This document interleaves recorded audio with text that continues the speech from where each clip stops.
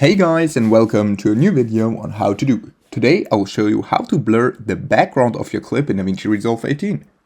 For this, what you want to do is go over to the color tab, and here at your node, right click it, go to add node, add serial. Then you have selected the second node.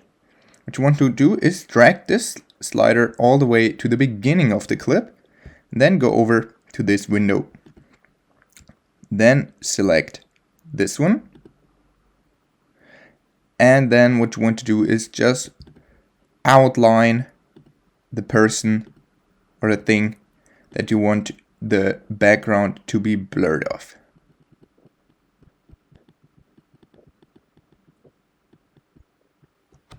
Okay, once you did this, what you want to do is go over to this tab, to the tracker tab, and then hit this button, the track forward button.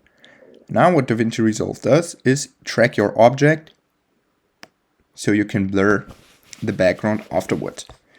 Now once the tracking is finished, right click your second node, go to add node and go to add outside.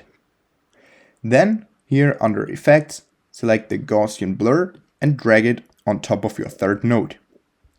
Once you did this, you can adjust the blur here on the right under settings.